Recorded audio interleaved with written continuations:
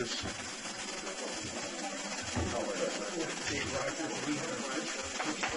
Yeah. I was having so much fun with it.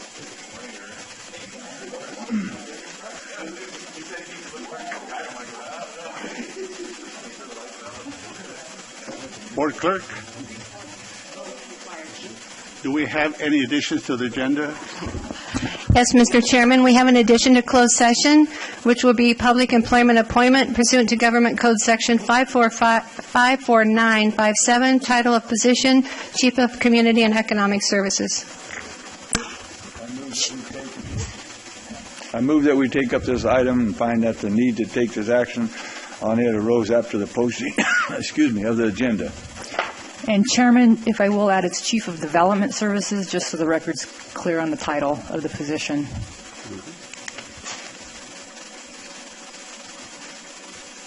Did we have a second? I'm sorry. We have a first and second. Roll call. Call for the vote. Supervisor Wheeler? Yes. Supervisor Frazier? Yes. Supervisor Rogers? Yes. Supervisor Poitras? Yes. Supervisor Rodriguez? Yes. Vote passes 5-0. Very good. County Council, would you read the items into the record for closed session? Yes, Chairman. Aside from the addition, there's two items. Conference with labor negotiators pursuant to Government Code Section 54957.6. The county negotiators are Adrian Caleb, and the employee organization are all units. And the last item is public employee appointment pursuant to Government Code Section 54957. The title of the position is Director of Social Services.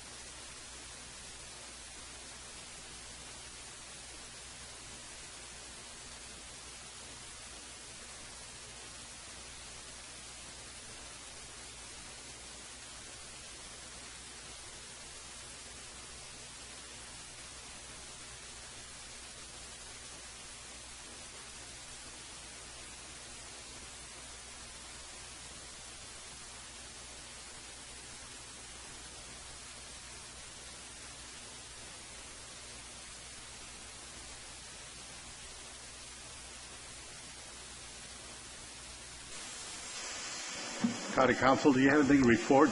Chairman, there are no items to report from closed session. Okay. We have invocation by Mark Hayes, Grace Community Church, and Pledge of Allegiance by Supervisor Robert Poitras.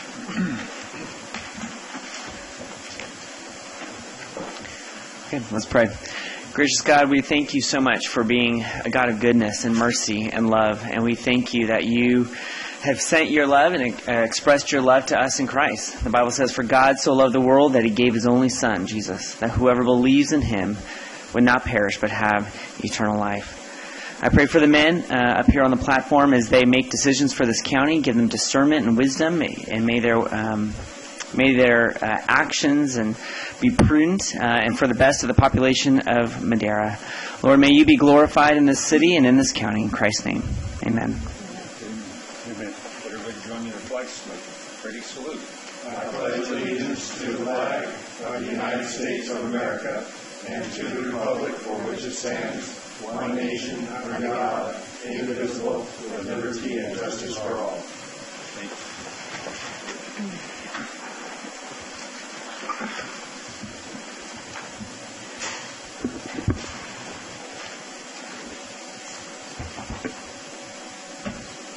Do we have any open and close in memory of? Do we have any fellow supervisors? None. Okay.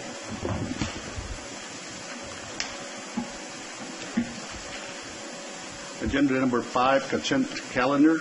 I'm sorry, Mr. Chairman, public comment. I'm Public sorry. comment. Public comment.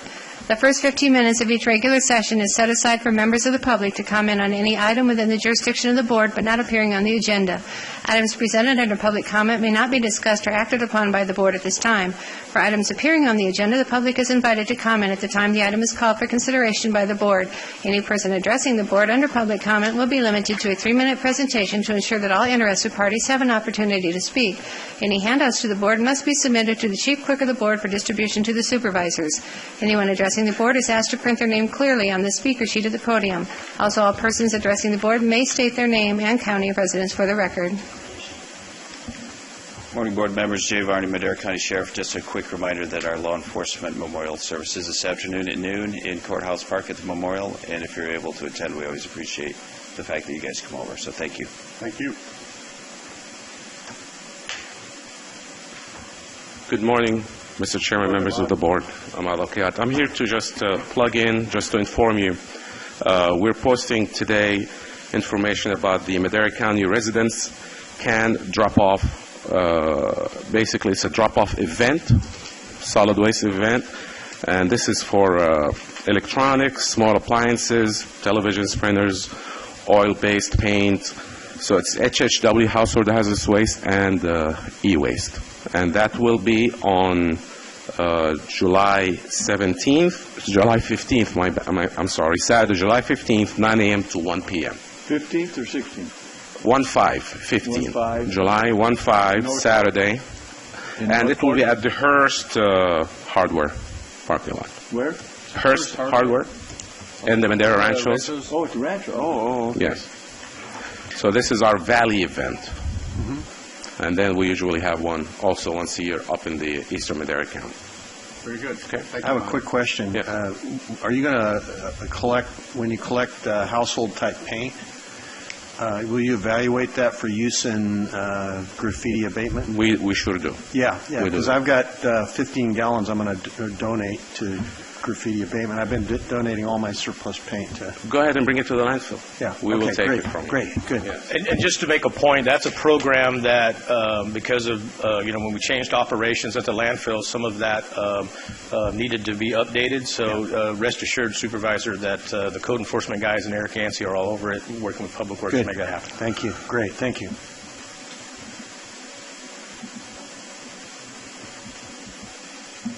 Joseph.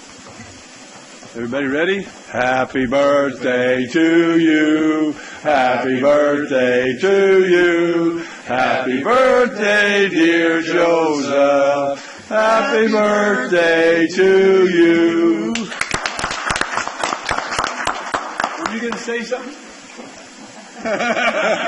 He's speechless.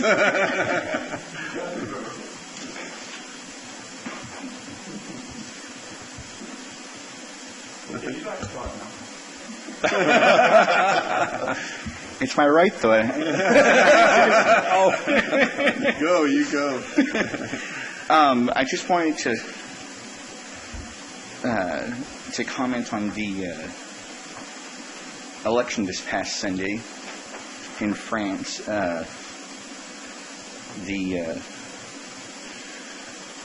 The French elected a brand new president in a landslide, mind you. 66.1% of the vote went to, I'm pretty sure I'm going to pronounce his name, Emmanuel Macron. Yeah. It's the current president-elect of France, beating out Le Pen quite soundly. Those are Tom Wheeler numbers for an election.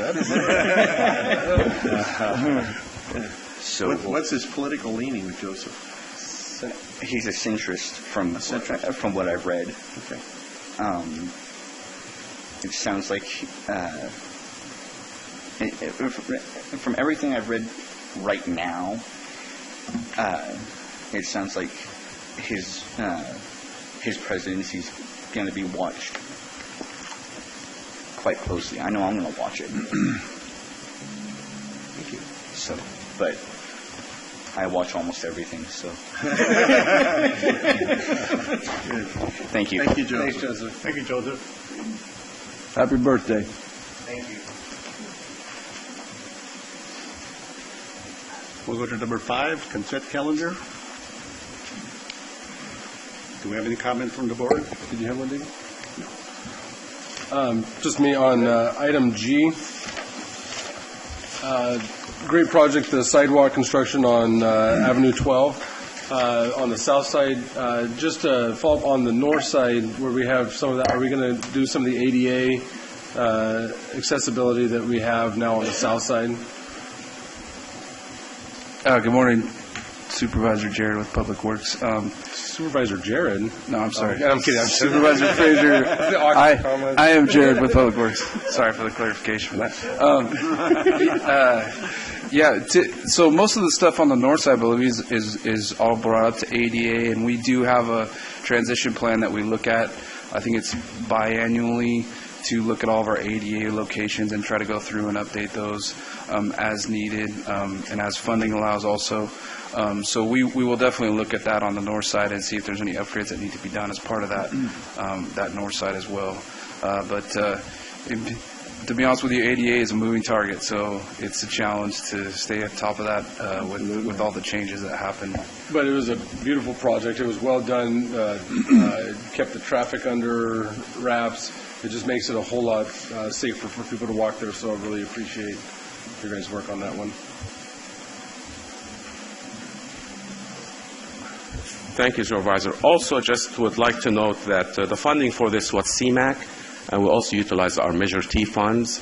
Our Measure T fund is always there to help us complete projects that we really need.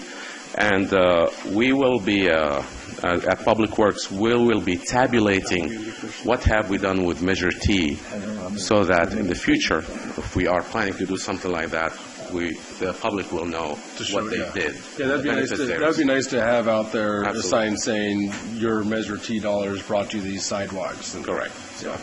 Thank you. Not Measure L, your Measure T. Mr. Chairman, I was just going to support Supervisor Frazier in those comments in terms of keeping that message out in front of the public where Measure T funds are, because people are quick to forget, and I support, as soon as, we're going to be looking at new branding and so forth as time goes on, but, I think it's definitely important to identify that in other projects. Thank you. And a sign that actually gets people's attention. Thank you. Supervisor Tom Wheeler? I went through it this time, and you did a pretty good job, buddy. No question. Well, I had the one on Fireball, but still actually that's been going since the one on Fireball been going since '86. So I figured Brett ain't going to say nothing. I'm not going to say nothing. So it must be a good deal. Mutual aid deal. Mm-hmm. Yeah. Supervisor Rogers?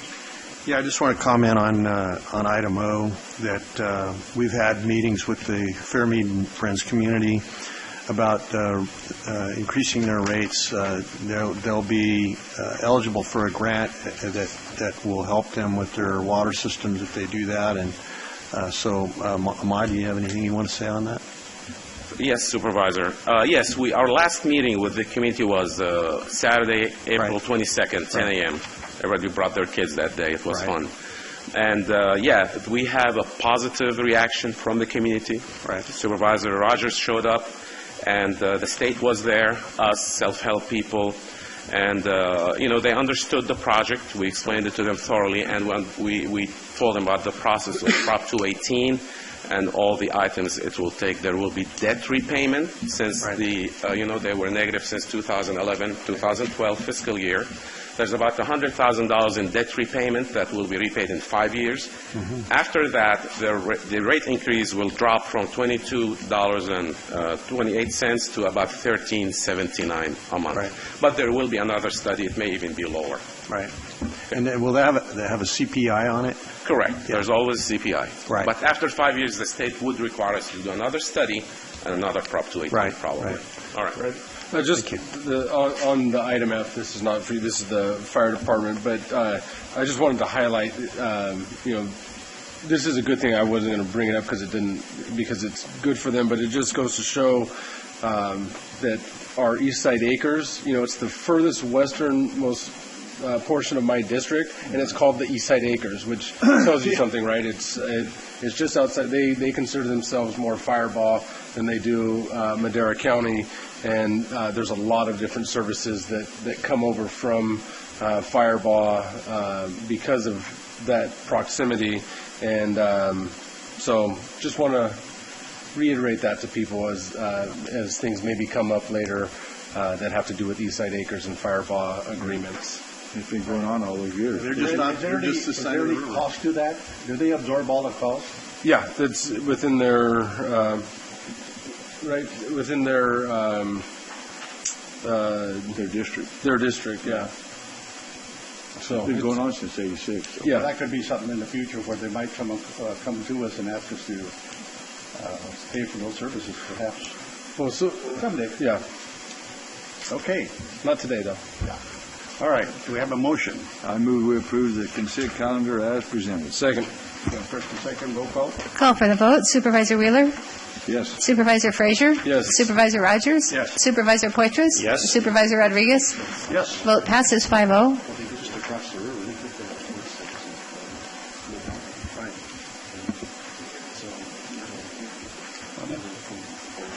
Due to the time, Mr. Chairman, would you like to move to regular session 7A, since our public hearing is scheduled for 10 a.m.?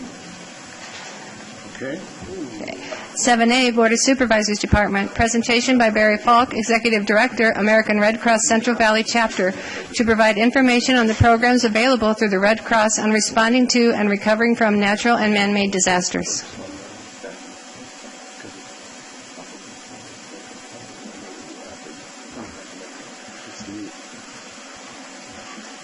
Good morning, Supervisors.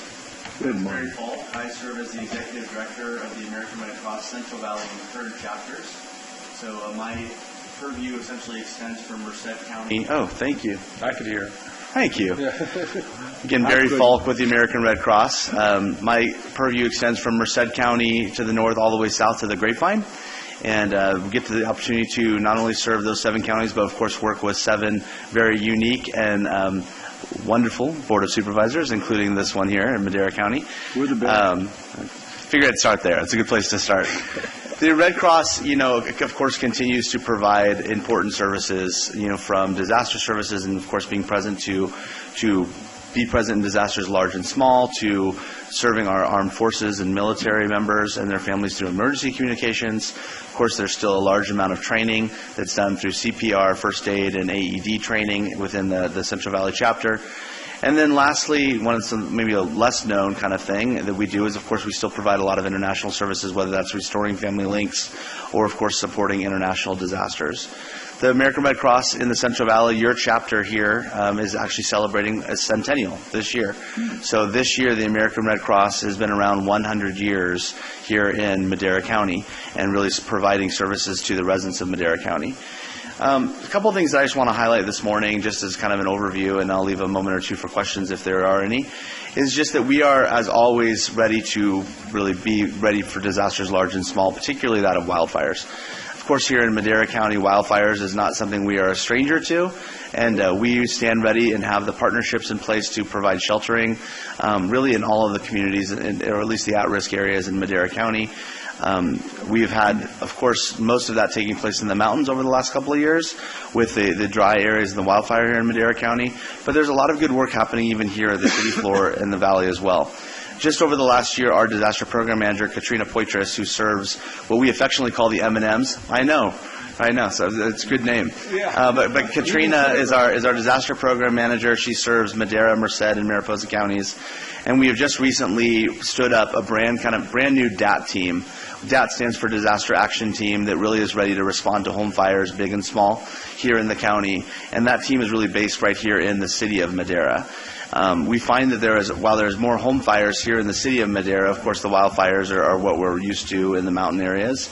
And so we stand ready and have a number of shelter agreements ready to go just in case of wildfire. And of course it's not with that usually an if, it's a when wildfire is going to happen. And then the other thing that the Red Cross does on our disaster front is we really, I'd like to say that we try to work ourselves out of the job a lot of the times. While we're very much known for response, we also take very seriously our role in preparedness. And so preparing families to be ready for home fire or disaster, preparing communities to be more resilient communities is a big focus of what the Red Cross does. And as of the last couple of years, we've started something called our Home Fire Campaign. The Home Fire Campaign is a 5-year initiative by the American Red Cross to reduce home fire deaths and injuries by 25%. And the way that we do that is we go into at-risk communities, and so we've actually worked with the city of Madera just in this last year to identify at-risk communities or at-risk neighborhoods that we think are more susceptible for home fire. And we start with a canvassing event where we'll bring volunteers out about a week ahead and let residents know that we will be canvassing their neighborhood to install free smoke alarms and to provide preparedness education. And then on the day of the event, we typically bring out anywhere from 50 to 100 volunteers, depending on the size of the amount of homes we're going to canvass. We'll go door to door, knocking from door to door, really just educating folks on preparedness for emergencies, but also to install free smoke alarms. These are the 10-year battery smoke alarms that you don't need to replace a battery. They are the high quality kind of 10-year alarms that you just replace at the end of 10 years. And that's something that your local Red Cross is really proud of, and really their national organization has really taken this on as a nationwide effort. Believe it or not, this started with a program called Team Fire Stoppers right here in the Central Valley a couple years ago that you all may recall. And Team Fire Stoppers has turned into a national campaign for the American Red Cross, which is something that our chapter has something to be very proud about. One of the neat things that's going to be happening in October is that the Red Cross will be installing its 1 millionth alarm since this campaign has started. So we will be providing services here in Fresno. We'll be doing a large event called Sound the Alarm, Save a Life, which will be including, of course, Madera County residents who will be helping with. We have a lot of large volunteer base here as well that will be helping for that kind of 1 millionth install that we're hoping to do this fall. There's just, really, I think when it comes down to it, we want to be the very best partner that we can as the American Red Cross. Being here at 100 years, we reflect a lot about just what it takes to be an organization that's around 100 years. And ultimately, as you all know, supervisors, it really comes down to the power of our volunteers and the power of our donors. Ultimately, we are a congressionally chartered organization to provide disaster services without any national or federal funding. So funny how that works. But we do that, frankly, when we take our role very seriously, and we feel as though that the role that the Red Cross provides in response to providing response services for disaster is not a role that anyone else can take. And that there's not another organization in the world that can mobilize people and can mobilize resources as quickly as the American Red Cross can with its volunteers. We have seen that time and time again through not only wildfires here in Madera County, but of course all over the territory. And we are really interested in continuing to provide these services, but also really ensure deeper relationships with the County of Madera and with you as supervisors as well. So with that, I'll pause, and if there's any questions, I'm happy to answer any questions. Supervisor Wheeler? Yeah, thank you. Thank you, Barry. We really use you up there all enough. In fact, the night before last, you helped some people lost their house and burnt down. So, but one thing, I really wish you could find some place that was available in North Fork like this winter when we had all the floods. They have to, the only evacuation place they had is over in Oakhurst. Right. And my people bug me all the time. I tell them it's a lot of us because of ADA requirements that you guys have to do. But if maybe one of the churches or something that has that capability, it would really help because most of my citizens are pretty poor. And to go over to Oakhurst is just not viable for them. I mean, sure. So if we could do that, I'd really appreciate it. And I just want to thank you guys for all you do every time there's a fire or anything. You're right there. And the third thing is that beautiful lady you brought in with you, movie star. Would she get up and say something so we can look at it? So I'd like to introduce her, of course. I don't know whether she'll say something or not. But my community volunteer leader, I'm really privileged to have Lynn Northrup as my community volunteer leader. So she acts as an extension of me as the executive director. And I mentioned Katrina, but Lynn is also doing a wonderful amount of work. And it's worth mentioning, we actually have just opened an office in Oakhurst as well at the Visitor Center. So the Red Cross now has a actual presence in Oakhurst. Right. That's the first office we've opened in the Central Valley chapter in quite some time. And Supervisor Wheeler, to your comments, I will bring those back to Katrina to see if there's any way that we can look for something closer to North Fork. There is a high bar, of course, that's set for our sheltering operations in terms of making sure that our clients have the best amenities as possible. And, of course, ADA is a huge part of that. But it's definitely, your comments are very well taken. Yeah, maybe even at the Norfolk Town Hall or at the school, even at their cafeteria type deal. Sure, absolutely. So I know I get more complaints about, I got to go to Oakhurst. I ain't going. Right. I'd rather sleep in the car. So, but that's the only thing. But other than that, I mean, you guys are right on top of it. So, Supervisor Poitras? Thank you, Mr. Chairman. I'd just like to confirm what Barry is mentioning about the effort here in the city of Madera. About 6 months ago, there was a group of volunteers that gathered at John Adams School on a Saturday, and I attended that event as well. And it was very impressive, the number of folks that showed up to go house to house and to alert folks about their home house alarms or the lack thereof, and to make them aware of it. And I think one of the most, and they were very professional, but also the volunteers, they were from other places. I mean, there were very few people from the city of Madera. I mean, these are people that assemble they were from Fresno, Merced, and so forth, coming into the city of Madera to work with our residents. So that was very remarkable, and I hope that our residents can step up and become volunteers also. So thank you very much for that. Thank you, Supervisor. Appreciate that. And if I could just really quickly respond and say, any help the supervisors could help in really helping with those efforts to increase our volunteer base in Madera County would be greatly appreciated. Yeah. Actually, I was going to piggyback on that, and I talked with Will Oliver about it, another councilman at the city, and he had said that it was shocking how many came from out. I was seeing how we could help grab more volunteers from here and then send them elsewhere so that we're the ones that are out helping everywhere. And I also had you call it the DAT. I think you should get together with the New Orleans Saints, the Who Dat Nation, and just you walk around your DAT. People just have Who Dat on their shirt, and we're here to help you. I just thought that's there's a tie there, good tie right there, and we appreciate you doing stuff with unfunded mandates that the federal government gives you. We do that too, so we appreciate what you do and how hard that is to do that. Thank you. Barry, I represent the east side of Madera, and I can almost guarantee you that the majority of the homes over there on the east side don't have alarms, fire alarms. Okay. So that would be an area that we could concentrate on there. Anything I do to help you, I will be available. Thank you. Yes.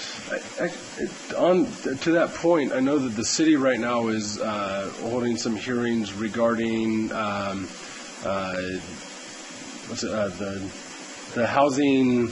The landlord inspection deals. Yeah. So if they're going to be doing those inspections, it might be a good way to find out if there's on that inspection sheet, do they have the fire alarm? Sure. And that could be something that can be checked off the list, and it might be a good time to collaborate there too. With landlords in particular, is actually state law requires landlords of properties to have a proper smoke alarms installed in houses, so we typically don't. The Red Cross does not typically canvass those types of homes or apartment complexes for that reason, because the responsibility ultimately falls on the property owner. But to your supporting supervisor, we'd be happy to chat with your office to talk about where those organizations are. And it's worth mentioning, too, we also do a number of partner events. So if there's a Rotary Club or if there's a Lions Club that maybe wants to come out and canvass a certain neighborhood, they can also work with the Red Cross on a less official home fire campaign event to work on a specific community area to install free smoke alarms. Do your representatives wear a T-shirt to identify who they... Because otherwise the people won't open the door. They think they're Jehovah's Witnesses. Yeah, no, they wear Red Cross T-shirts or Red Cross vests. It's very evident who they are. Yeah. Right.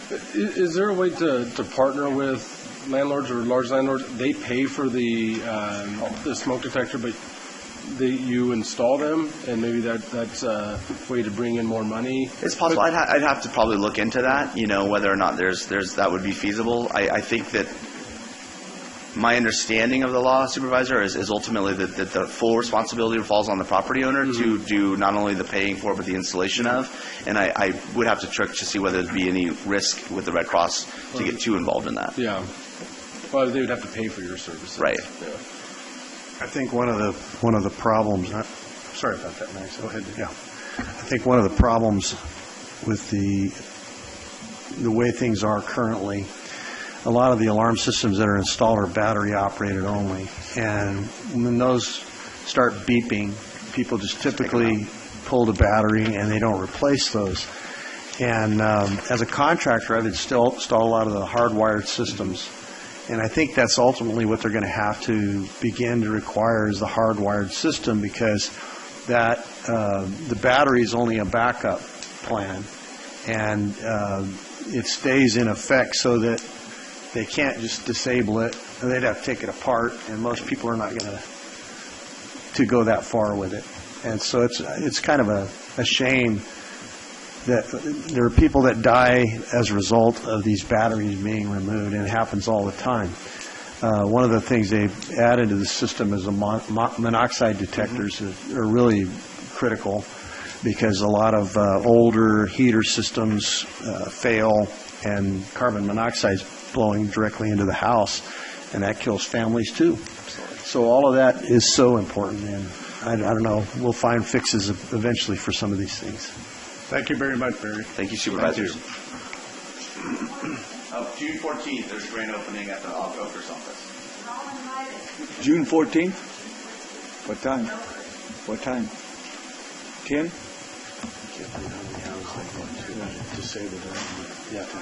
Rhonda? The thief is at the door, and you're not, nobody's going to know that he's there. Chairman, did you want to go to 7B or go to public hearings? Let's go to 7B. Okay. 7B, Community and Economic Development Department, Planning Division. Discussion and direction to staff on conservation easements proposed by the Central Valley Farmland Trust. Thank you, Mr. Chairman, members of the board. This item here before you, I'm Norman Allender, Planning Director here with Jamie Bax, and I'm here in my capacity as the Chairman of the Ag Preserve Committee. The reason why I mention that is that before us is a discussion and direction about what we know as agricultural conservation easements, and these are permanent easements. So currently Madera County has an Ag Preserve Committee consisting of the Planning Director, County Council, UC Extension, Ag Commissioner, and the Assessor's Office. So when we have, say, Williamson Act contracts or farmland security zones, we have a very well-defined process. It starts mid-year. Ms. Bax runs it, sort of leads it for us. Starts mid-year, goes through the end of the year. Clerk of the board's involved with the scheduling. It's something for years. It's been one of those programs that is highly defined and works really well, quite frankly. So we have had some requests, and some of you have heard, for the county to review some proposed permanent easements. So we met with Central Valley Farmland Trust. Let me go back a little bit. City of Madera, we invited Dave Merchant and discussed it months ago about them wanting to do permanent easements. A part of this program, the larger part of it, and I won't speak too much, is that it's tied to the Madera County Farm Bureau. Central Valley Farmland Trust holds these easements, and they've done it in other counties. And this is somewhat tied to grant money coming from high-speed rail. And I believe part of a settlement. I won't talk too much more about it because that's about all I know. So this is being funded. This is a new program for Madera County. So when they came to us to first discuss it, we discussed it with the cities and some of you. And as we've discussed it with Bill Martin and Charlotte, who are very astute at this, they're putting the program together. Essentially, they're asking us on these to bring them to the board and have the board pass a resolution whether you support it or not. So it's beginning to be probably a little more involved than we thought originally. So we thought we would come here and obviously get board direction before we spend too much staff time working on a program, would be one. We have a process by which we process these ag preserves, and if we were going to add easements to that, it ties right into that process. That process exists, it's defined, it has a fee associated with it, and what we would do different is we would make sure we would include the cities in any discussion. So in the first ones that have come across, we included the city of Madera in those discussions, and Dave Merchant is a part of those discussions as well. So I wanted to make sure that in general, though, Jamie and I brought this item to say, get direction. Should we use our existing process to do these easements, or should we just take them ad hoc as they come in? And because we had two that have come in, we don't expect it, the information to come that quickly and those requests to be there. So if you have any questions, Jamie has a few slides she can run through real quick if you'd like, Jamie. Sure. Thank you, Norm. Mr. Chairman, members of the board.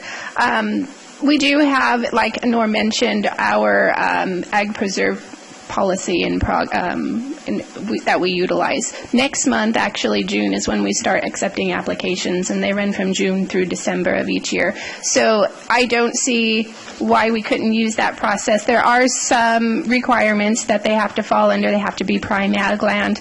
They have to meet a minimum acreage size and be zoned a certain zone district, but that's just a normal process that every application has to go through, and every application goes under the review. So if you have any questions regarding that process, I'd be more than happy to go over that, but otherwise that's what we have in place right now. Supervisor Wheeler? Yeah, I have some concerns on these. I'm on the Sierra Nevada Conservancy board, and we give out some of these conservation easements. One thing, once you're in them, you can't get out of them. That's a given. So if we allow them, especially in the sphere of city limits, or close to it even, where they think they're going to expand, they'd have these islands of ag land that will never be out of it. It'll always be in it, and if they're growing whatever it is, and then the citizens move around it, they're going to be yelling at the city council and stuff, hey, how can these farmers be spraying their spray and whatever they might be doing, raising dust, whatever they might be doing, using the water up, whatever. That's concerned with me. And to do these, I think they got to do it exactly the same way we do a Williamson Act. They got to go through the process. They got to pay the fees and everything else just like they do in a Williamson Act. I don't think they should be exempt from it. And also, I don't know where they're going to get the money to pay these off, but the taxpayer dollars that we divvy out for these, we've stopped most of them now for the Sierra Nevada Conservancy, because we give these people hundreds of thousands of dollars for that land, and the public can't go on them. It's using our public dollars to buy these easements and bail these guys out, because most of them are losing their property. A lot of them inherited the land and didn't run it right, so instead of losing it, they put it in a conservation easement, get paid hundreds of thousands of dollars, and they don't have to do another thing to it, so they can farm it or whatever they want to, but they got all that money to sit there and play with the rest of their lives. Wow. And it just bugs the heck out of me. Supervisor Poitras? Thank you, Mr. Chairman. Norm, I just have a question in regards to the source of funds for these trusts and conservation areas.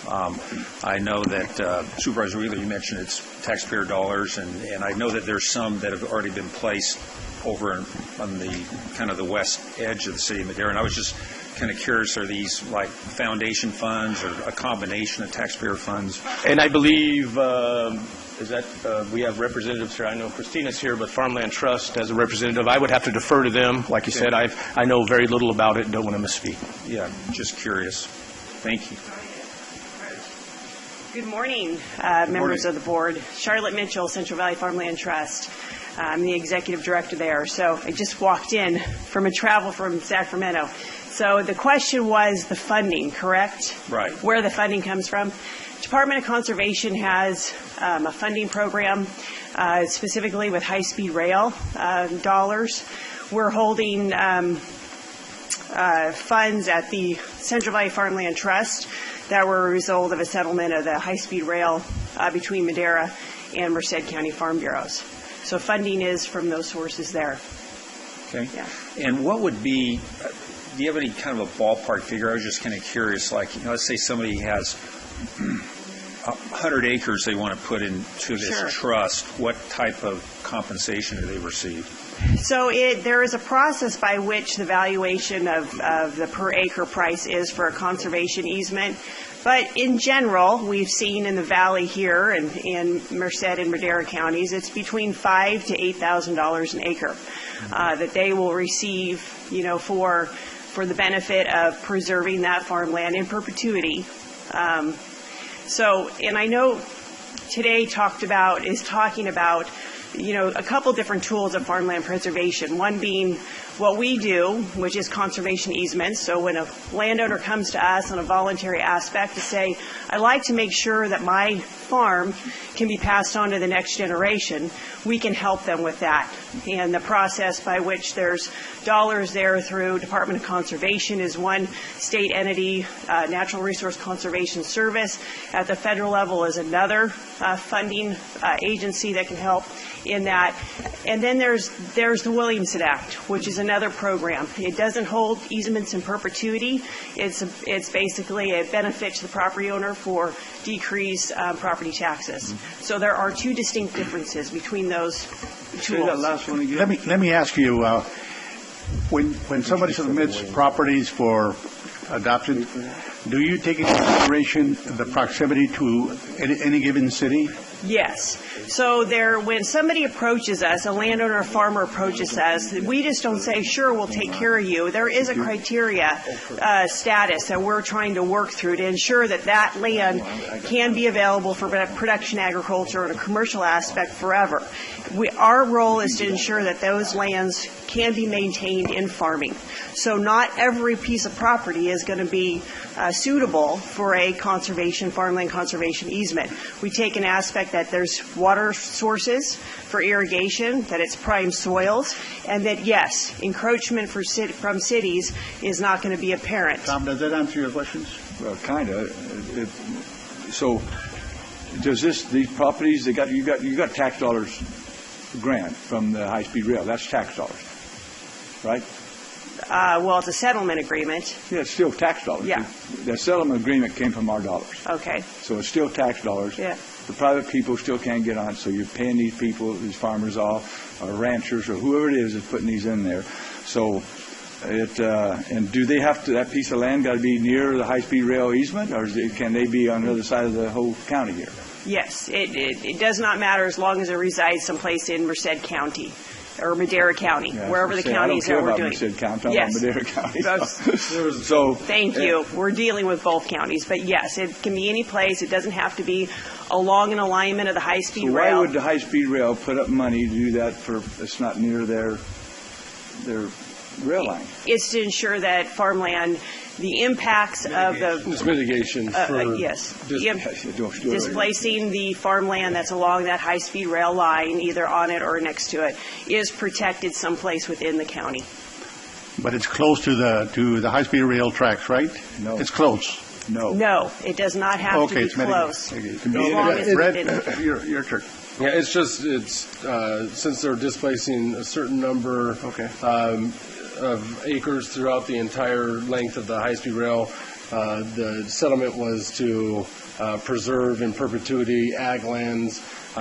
You look at the city of Fresno, and the city of Fresno, just through sprawl, has actually displaced more farmland than the entire high-speed rail project. So I think through these permanent ag easements, it's the protection of ag lands where they sit. There may not be prime ag land right next to the high-speed rail that would be suitable for that.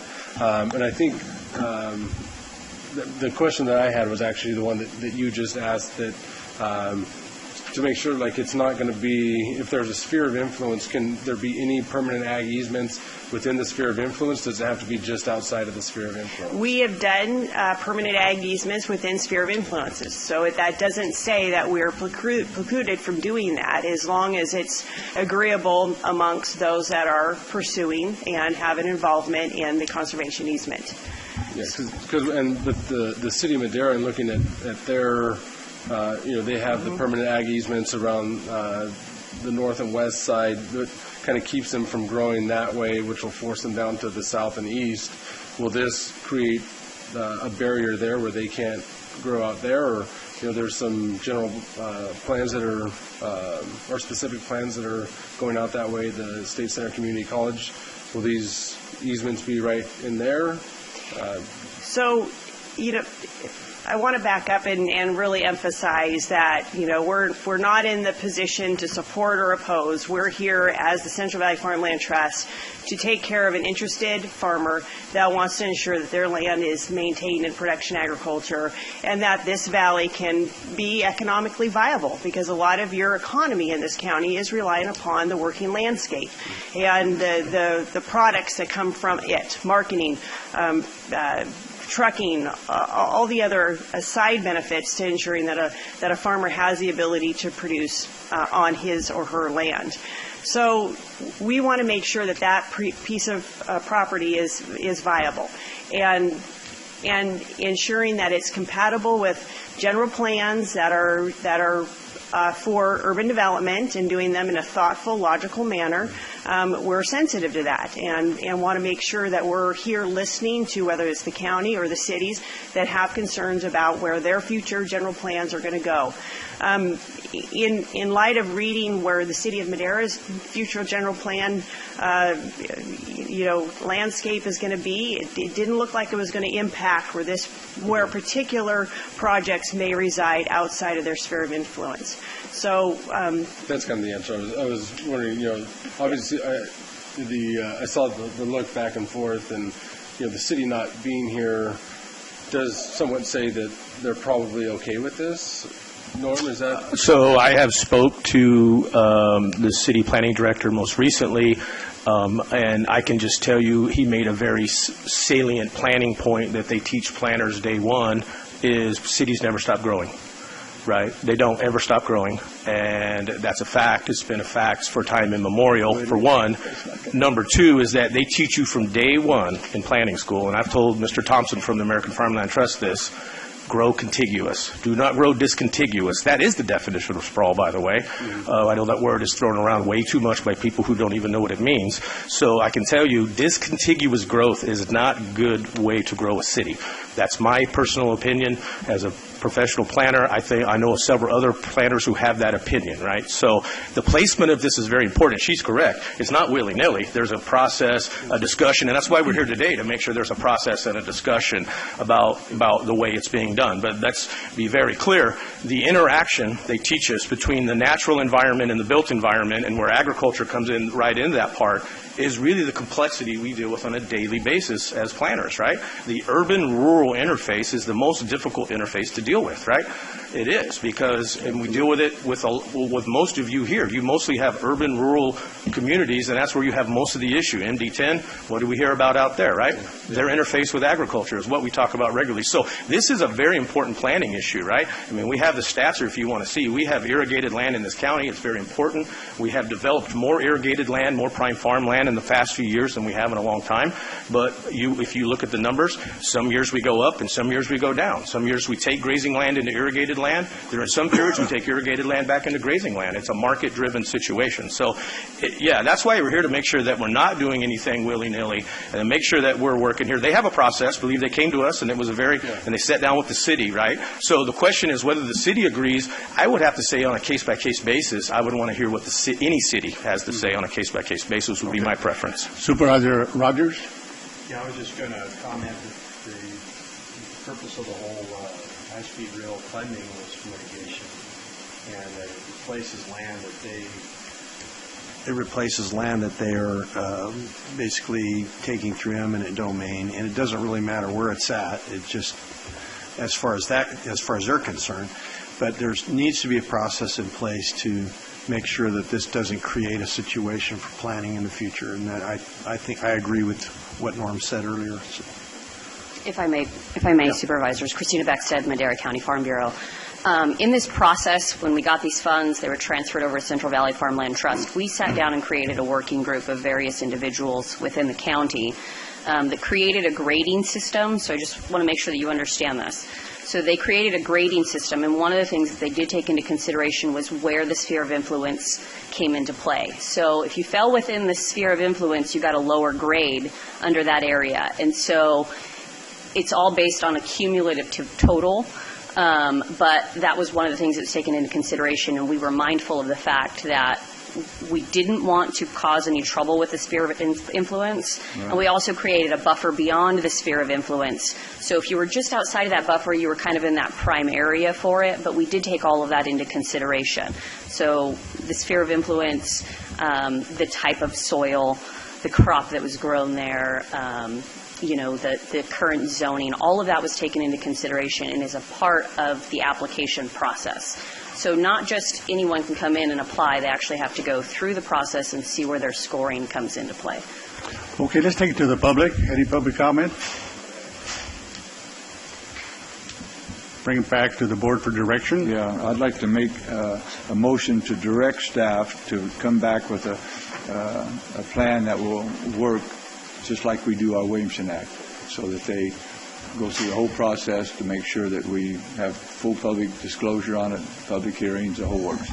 So we'll follow our existing Ag Preserve process, which is two different ones, and so that there's clear, and then we'll include the cities in that discussion as well, right, correct? Exactly. Okay. They got to be included. Yeah. We have an agreement to the board? Yeah. Okay. Thank you. Do we need to? Thank you. It's just direction, right? We don't need 10 o'clock here. I gave a motion to give them direction. Yeah. I'll second it then. Just a direction. I made a motion. And I'll second it. Okay. Call for the vote. Supervisor Wheeler? Yes. Supervisor Frazier? Yes. Supervisor Rogers? Yes. Supervisor Poitras? Yes. Supervisor Rodriguez? Excuse me. Supervisor Rodriguez? Yes. Vote passes 5-0. Public hearing. Community and Economic Development Department. Planning Division, public hearing to receive public input on the proposed adjustment of the boundaries of the supervisorial districts through the amendment of Chapter 1.24 of the Madera County Code. Mr. Chairman, I'd like you to know that we have received a written email correspondence from Barbara Bigelow that will be maintained as part of the official records and is available to the public upon request. Sorry, I was given hand signals to the elections clerk. Norman Allender, Planning Director here. With us today is Jerome Keene from Quad Knopf, who's done some mapping and assistance on the numbers. Jamie Bax, Senior Planner. And, of course, our elections clerk, Becky Martinez, is here. And Eric Fleming was involved in the process as well, as was Regina, in helping put this together. So I want to thank everybody. October 18th, the Board of Supervisors staff was directed to initiate a mid-cycle, and there's been some questions out there, mid-cycle supervisorial district boundary to work with qualified professionals to do so, and also work with the elections office to make sure that the precinct is correct. The focus of this typically came around between districts 1 and 5, and there's a map that we could put up. Sorry, we were going to have it on the PowerPoint deal, but a map where the Madera Canal connects with Highway 145 and Highway 41, right? So when we did the redistricting in 2011, there was an overt decision, because it had nothing to do with population, either to follow the Madera Canal as a feature or to 41 or bring it to 145 and over. Because of that, it created a little bit of a situation where people thought certain projects were in a supervisorial district and weren't in a supervisorial district, so that sort of initiated the conversation. As we engaged with Jerome Keene, who's very talented on GIS and population information, and by the way, he worked on our last version of it, and I'll turn it over to him, we found that District 1 and 5 were also the most out of the bookends. I'm sorry.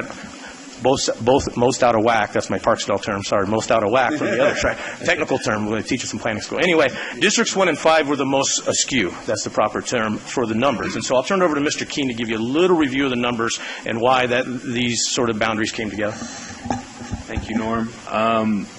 as discussed during the last update, District 5 was still, I believe, the lowest in terms of population. And as over the last 6 years since the populations have grown throughout the county, there have been different, probably demographic factors, age, maybe resources or what have you, that have led to District 5 possibly even declining in population and making it more askew than the other districts. District 1 has seen some growth along with the other districts around the city of Madera. The O'Neill's area, which was adjusted into District 5, actually brings both more into the regional average per supervisorial district, which would be in compliance with the law and what the general direction is when you're balancing out your supervisorial districts. Additionally, the board is able to revisit this during the census in 4 years, when there will be smaller population groups and more accurate data at a smaller geographical level to fine-tune those population numbers. But as your director said, District 5 and District 1 were the most, I'll use his term, out of whack. And bringing it into balance without making major adjustments, this was the easiest boundary to adjust, while also creating a more definite physical boundary between the districts that's easy to decipher for residents. So with that, we're available for questions.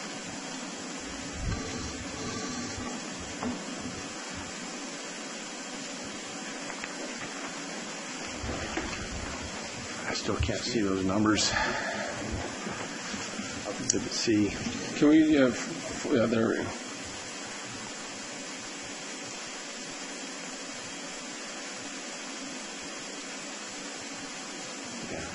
Okay, I was trying to put the numbers up there to show a little bit of the delta.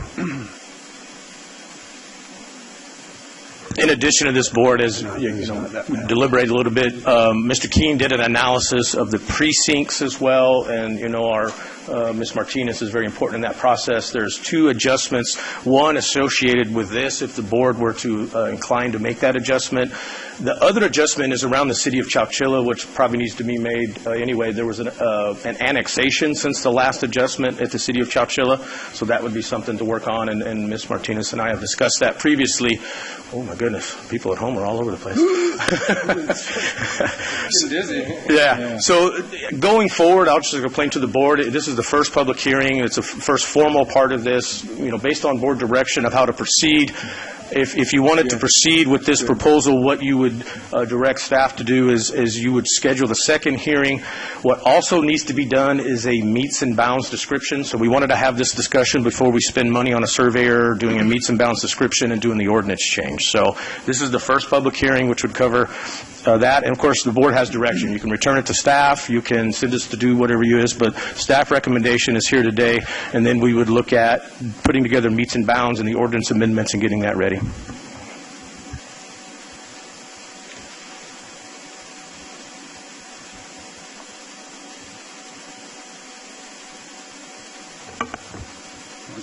Yeah. Supervisor Wheeler? Yeah, on the second page of the board submittal from you guys, it's the second paragraph. It says the total change in population approximately 498 residents to District 5, bringing the new total of 2,860. I hope that's a mistake because I'm really down. No, the 28 number is the delta, I do believe, right? That's the. I'm sorry. That is the difference. That's the difference. The difference, not the total. The difference would then go to 2,800. Yes. So if you look actually on the chart on the screen, it has that as well, where it says the 2,860 in the parents, which means it's a reduction of 2,860. So below. Yes. I'm sorry. The difference. I'm sorry. The so difference. My new total will be the 29,334. It's the first part of that paragraph? So the 29,334 is the average. The new amount for District 5 would be 26,474, which would still be 2,860 below the county average. Oh, so the new total. So I'm that much lower. So you're right now. Your delta right now is 4,589. Yeah, your delta is 4,500 exactly, Supervisor Rogers. Yes. Okay. So, I mean... So even with this adjustment, District 5 would still be the lowest district, even with this adjustment, yes. Yeah, what they're trying to do is find the we produce mean. probably 75% of the taxes. They're trying to find the mean. So anyway, and right now on the deltas on the low side, that you're out of the mean by right now by 4,589. Right. And in order to get you closer to the mean, they're moving you up, which would leave you still 2860 out in delta out of the mean. Right. Okay, so statistics.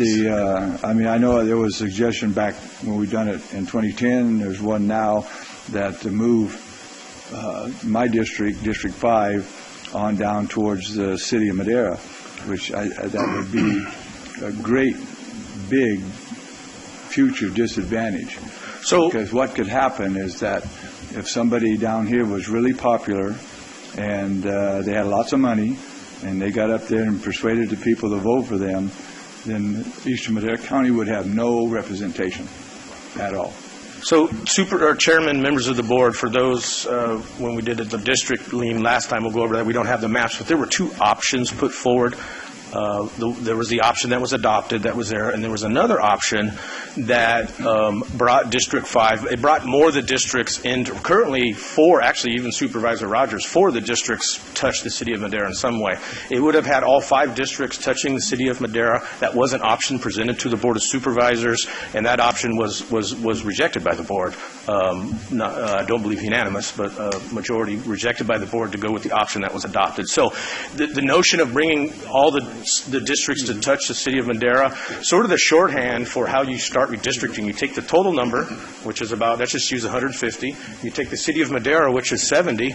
Right there, you've got almost half. That means 2 supervisors for the city of Madera. And this is really, you're moving lines to catch numbers, and your more populated areas are around the cities. Like I talked about earlier, the urban-rural edge, right? People like to live rural right by a city, so that they can go to town or at least have the rural lifestyle. So that's really what drove last time. So this comment about districts touching the city of Madera, there was an option last time. That option was not accepted by the board, just as a little history. And that's what some dialogue in the community is about. And then if I could also add, the law and the general rule of thumb for redistricting was 3% variant. Right now, this proposal would put you at 2.6 from highest to lowest. You'd be within 2.6% of each other. So you have the highest being District 1 at 20.65 and then District 5 at 18.05, which is 2.6% difference. And rule of thumb is generally 3%. So that's what's in their parameters? Yeah. The general parameters. Again, this process is, from a staff formal point of view, is all about numbers. However, we know the reality of communities of interest. That's why we use things like Highway 99 or Avenue 12 as a recognizable place to split a district, right? So that we understand which side of a line you're on. So, but for in the reality of it and what Regina will tell us about, it's primarily about numbers, right? And once we get the numbers in the right place, and at the same time we've got to balance the communities of interest, because one of the things you could have is if you split, like if we were to split Parkwood in 2 or Fairmead in 2, that would be good, right? So you have to also be cognitive of those things as well. And I have to apologize because this whole exercise came out of a flippant comment from myself at the Austin Quarry hearing, saying if all of the impact of the Austin Quarry is in my district on my people, but the quarry is in District 5, we need to draw that line differently. And then all of a sudden we looked at it, and I thought it was just moving a line, and then we saw that we were out of whack. District 5 was getting close to the 10%. We were going to be out of compliance. Is that correct with that? Well, as we looked at it, right, we thought if you're going to do this adjustment based on this project, we thought, boy, there's some numbers here that, it's in the same area. We thought it prudent to include that there, right? And obviously we bring it to the board for their decision. But we thought that tightening up those bookends, the over-under of that, we thought that to be appropriate. Obviously, you have the decision. If we didn't get that right, we apologize. But we thought that tightening up those numbers and bringing them a little there was meritorious in this task, for sure, yes. Yeah, based on that meets and bounds thing that you were discussing, I'm going along 145 and I cross Madera Canal, and all of a sudden I'm in District 5 again until I get to 41, and then I'm back in District 1, and there was just it didn't seem to follow lines that made sense, and so I apologize for bringing this up, but I'm glad I did. Once again, I stumbled on something that was I think out of whack. Supervisor Poitras. Thank you, Mr. Chairman. I appreciate that background from Supervisor Frazier. I wasn't here on the board when the initial discussions took place in October, and I guess I was wondering what the critical and compelling reason was to take a look at reviewing that or redistricting at that point. I know it's every 10 years, and there's a cost as far as looking and redistricting, and nobody's time is free. So, but I'm guessing that this is kind of the exception rather than the rule. We're going to be looking at these things every 10 years rather than mid shifts, because I guess the other thing I'm looking at, does it really matter, to make this change now versus in 4 years? From a practical standpoint, from a citizen standpoint, they know, generally speaking, who their supervisor is, or really, we're all Madera County supervisors. So anyway, just bringing those things up. I'm not going to be the fly in the ointment or anything today, but just looking at it from a different viewpoint. Thank you. Supervisor Rogers? Yeah, while I understand the divisions of equality in the numbers, I think communities of interest are really, to me, the overriding concern here. And, when I look at District 2, I see farm communities. Even the city itself is largely, which is Chowchilla I'm talking about. The city itself is largely supported by agriculture. And there's a different attitude in those type of communities than there are in real urban communities. If you go to Fresno, you get into the south part of Fresno or in the middle of Fresno, and there's a different attitude there about life and about values and where you want to go. So communities of interest have a really important impact on a district and what it does, where it's going to go, the policies that are made as a result of that demographic. And I think it's imprudent to override that just for numbers, but that's just my thoughts. Let's take it out to the public for public comment. It's a hearing, public hearing.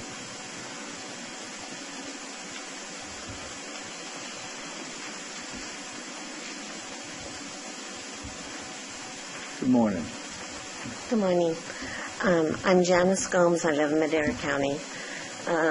Number one, right at the moment, I'm in District 1.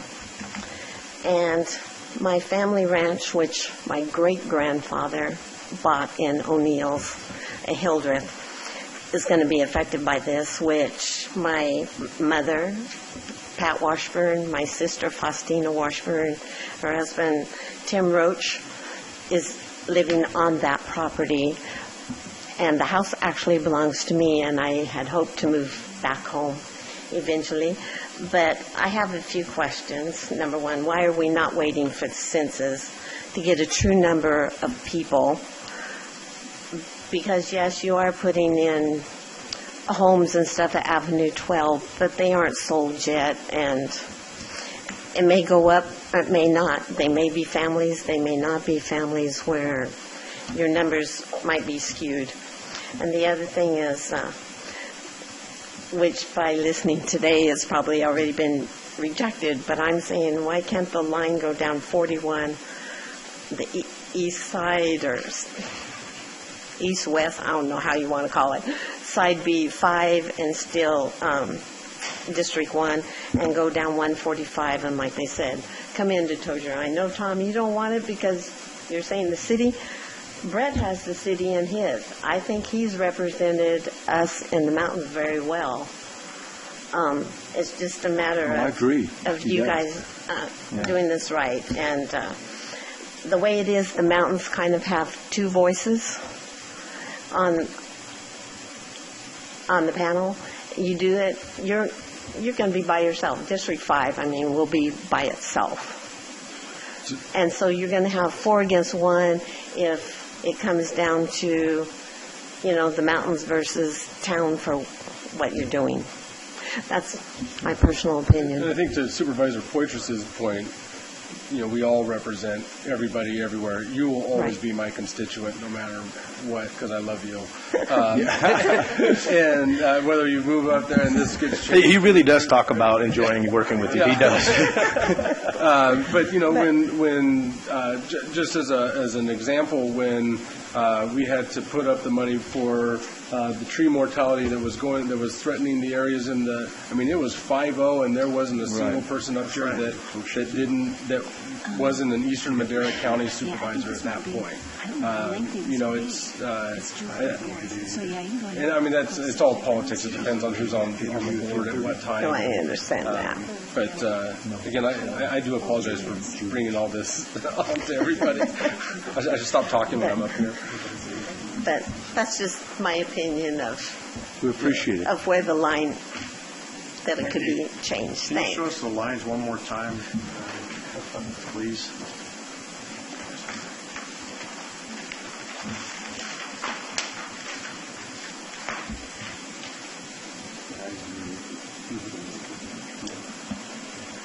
So just to give you a little narrative, so the green line is District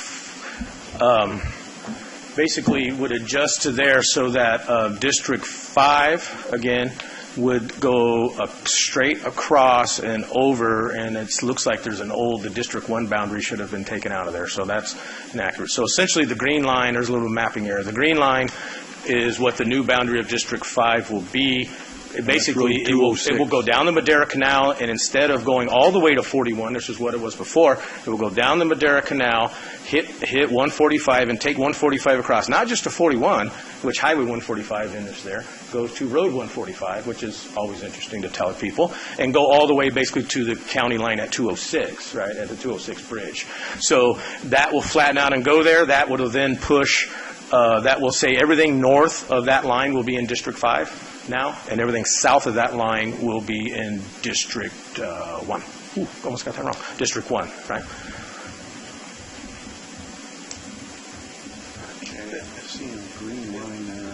So where it used to be, that's the existing District 1 line. I see it. The blue is the existing line, the green's the new line. I'm sorry, I didn't explain that right. I apologize, Supervisor. So the blue is the old district boundary between 1 and 5. The green will be the new district boundary between 1 and 5. That's I was inartful in that. Thank you.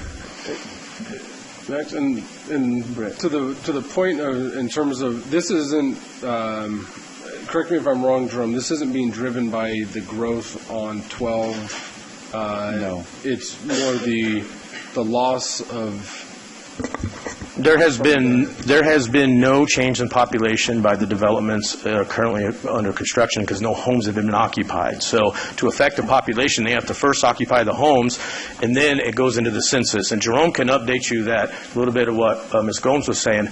This is not 5 or 6 year old census data. This is more recent census data, and Jerome, who's more of an expert on it, can give us that input. And the impetus is not the new, although that's going to affect it year after year after year, right? It will continue to put it out of whack even more with the loss and then the addition. It would over time, yes. Yeah, you'll see growth in areas where the county has directed growth, such as Avenue 12 and 41, and what will happen is District 1 will continue to grow, and you will have to adjust those boundaries accordingly to areas to balance out the population anyway. Yeah. And then all 4 districts will have to touch out there, right? You might lose Fireball. Well, I guess we'll see where the numbers land. Yes, they all have all that. All around the city. No more public comment. Okay. Good. We don't have any public comment, so we'll bring it back to the board for direction. The public hearing? Yes, sir. And so if these boundaries are something the board would like to pursue, I guess the staff would accept direction to prepare the meets and bounds descriptions and the ordinances and work with county council on finalizing the process and working with Becky Martinez on obviously making sure we get all the other things cleaned up, the itinerant items cleaned up. I move that we move forward with this. Second. Call for the vote. Supervisor Frazier? Yes. Supervisor Wheeler? Yes. Supervisor Rogers? Yes. Supervisor Poitras? Yes. Supervisor Rodriguez? Yes. Vote passes 5-0. At this time, we're going to go into closed session. So what about the 7C? No? 7C? Yeah, 7C. 7C, do you want to do that before we go into closed session? That's going to take 20 minutes, half hour. Oh, okay. She said she can make How quick could you do it? Let's go. Okay. Convinced. 7C, Water and Natural Resources Department. Overview of Department of Water and Natural Resources and direction to staff to prepare a letter to the State Department of Water Resources and the State Water Resource Control Board requesting boundary reconciliation clarifying jurisdiction for coverage under SGMA for parcels adjacent to waterways and return to the board for approval. Does this work? Thank you, Chairman, members of the board. Norman Allender, Chief of Development Services, here with Julia Berry, our Water and Natural Resources. Also in attendance are Matt Schreiber and Ahmad Al-Kayat. If there are any other questions germane to matters outside of Julia's department, as it happens, water touches everybody. Usually, hopefully, in the mornings before you come to work. But so the presentation's here today. The big thing that we want to get, and I'll just give you an overview, is that we got a letter from DWR. Our GSA is about to be exclusive. We're very happy about that. And they got about some cleanup boundaries about this. And so we got a 2-page letter. There was an overlap between us and Chowchilla Water District, a mapping error, no big deal. But it just so happens that the county line, which we believe should be coterminous with the basin boundary line for Bulletin 118, is not the case. So there's all these slivers, and that's the big direction we want here today. But we got a 2-page letter from DWR. I met with all the planning directors here locally last Friday.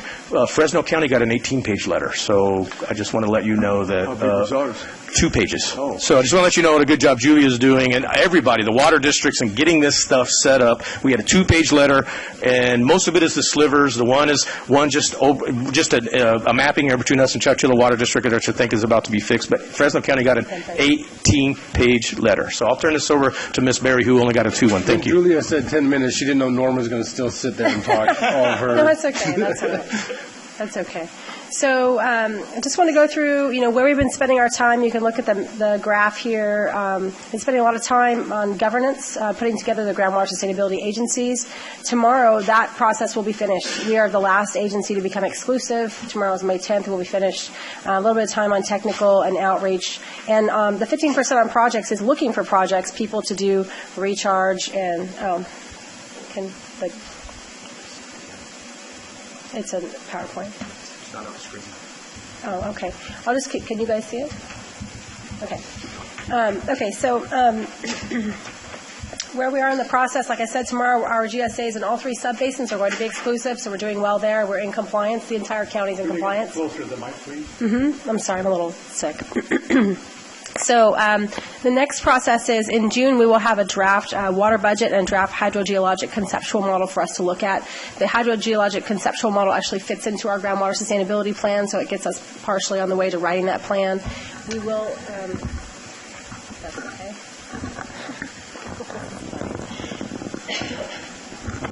It's all about the response. We. Okay.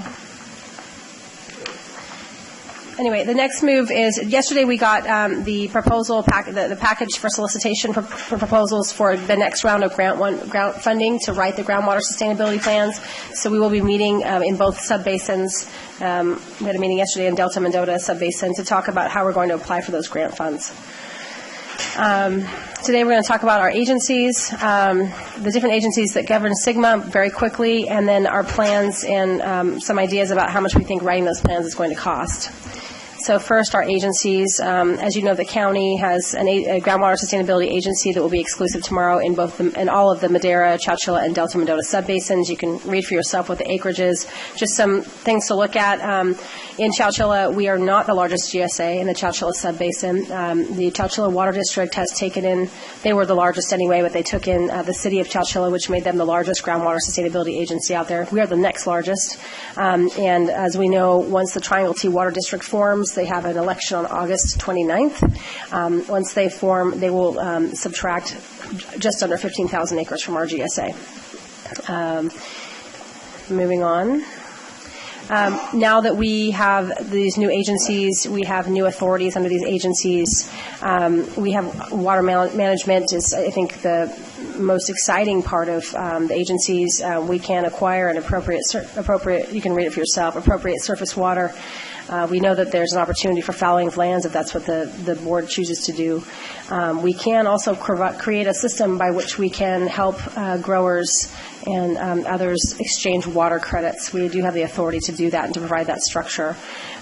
We also can provide a program for surface water delivery and talk about how we can put surface water in the ground instead of using groundwater.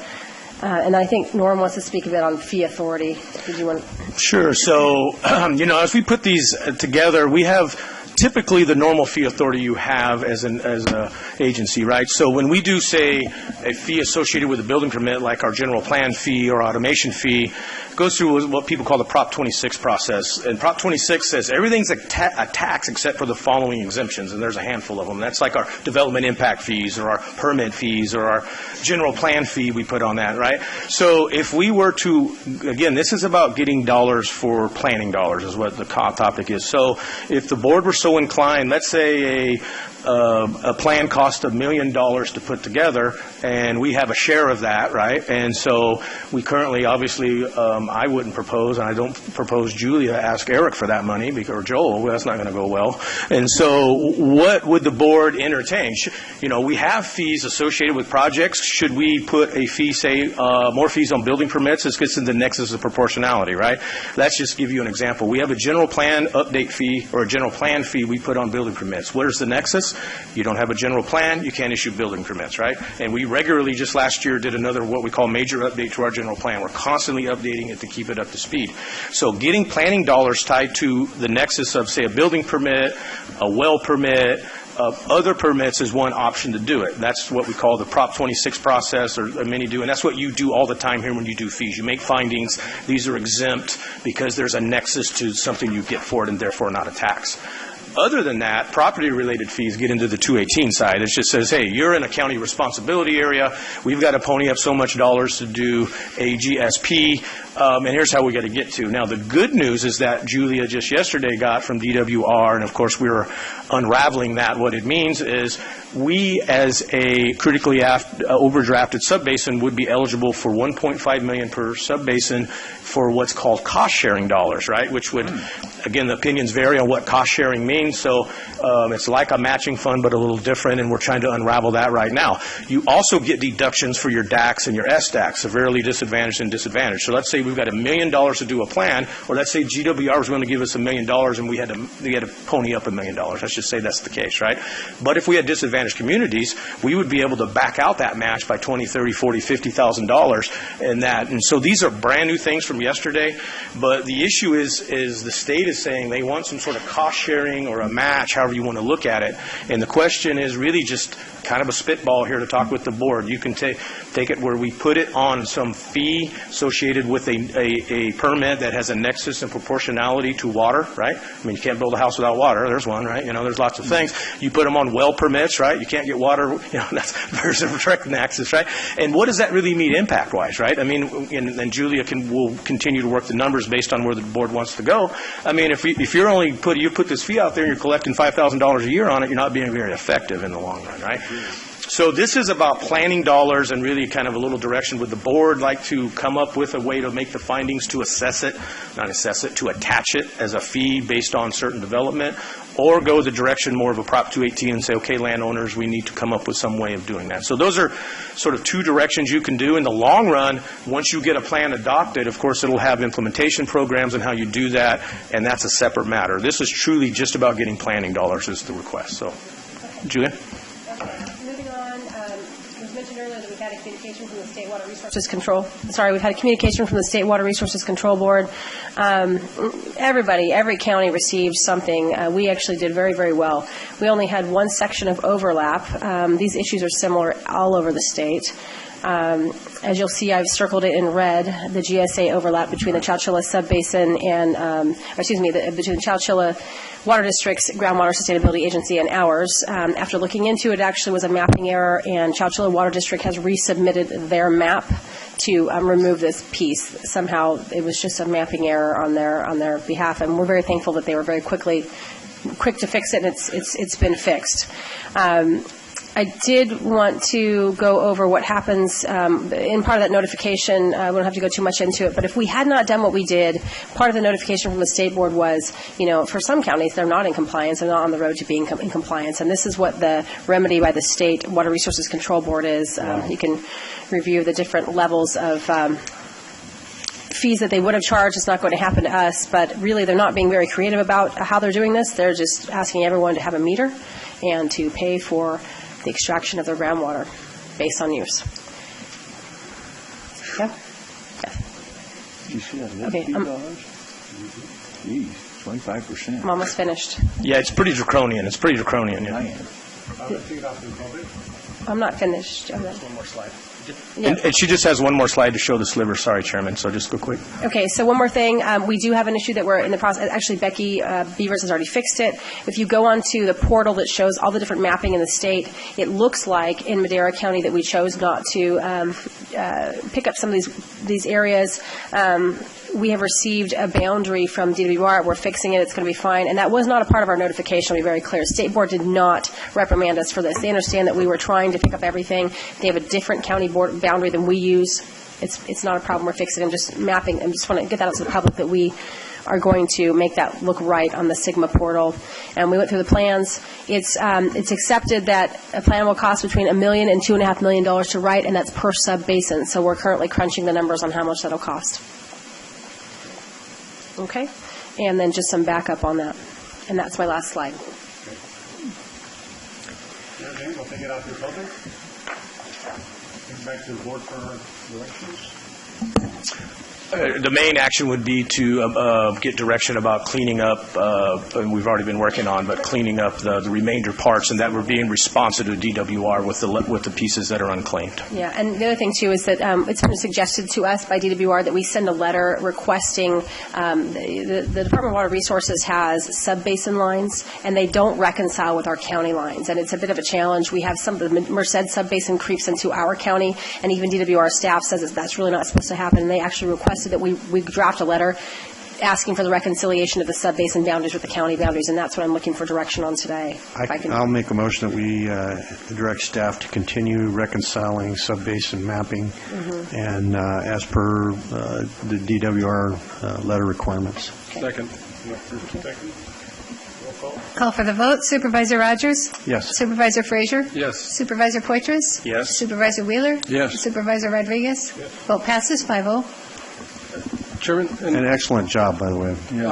I'd like to ask if we could open the original public comment back up for the meeting. I had asked Christina Beckstead to come and share on the scholarship from Sunday, the Farm Bureau Scholarship event, just kind of some numbers for that. But I had thought it was going to be at 10, so I'd given her bad time. Is that okay? Yeah.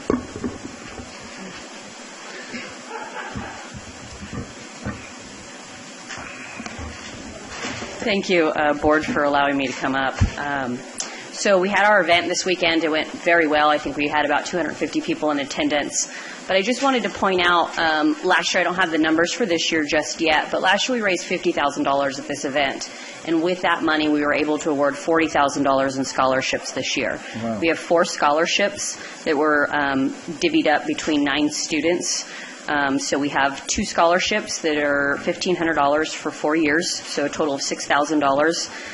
That was the Tessie Family 4-year scholarship, and that went to Andrew Resendez from Minarets High. We have the Franklin Sakara 4-year scholarship, which went to Jordan Samper, which is also another $1,500 for 4 years. And then we have the Madera County Farm Bureau Child of an Agricultural Farm Laborers 4-year scholarship. That's $1,000 for 4 years for $4,000 to Susanna Villa from Madera South.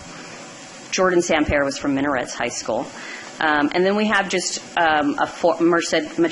Madera County Farm Bureau 4-year scholarship fund that we awarded.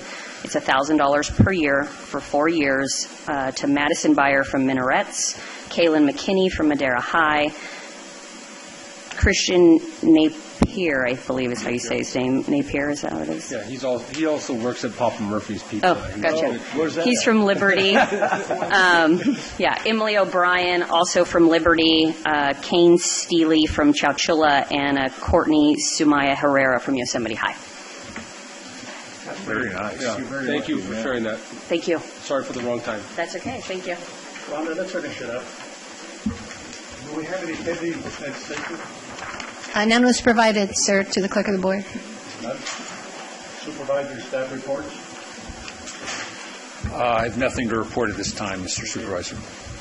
All right, let's go to closed session.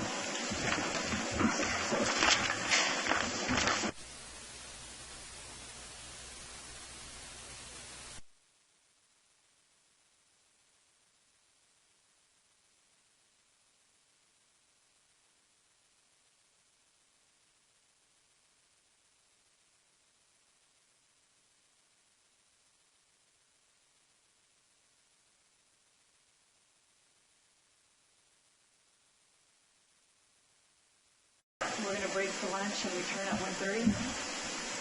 Of course. We will break for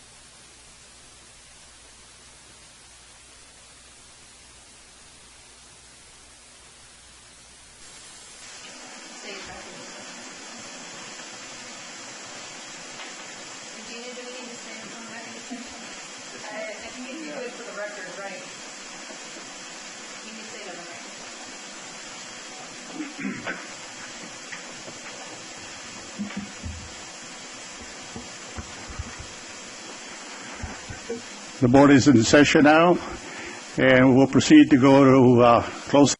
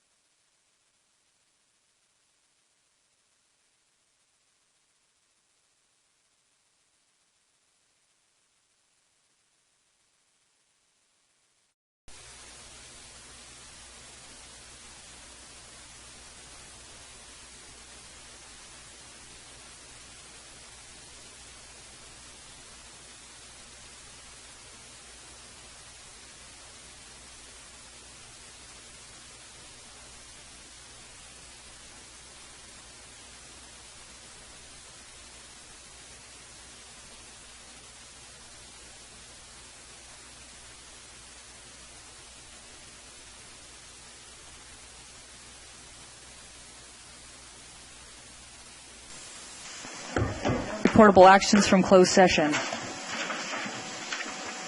All right, motion to adjourn. So moved. All right. Wow, almost 3 o'clock. Do we have it? Me, second. How about a third? That'll work. There you go. Fourth.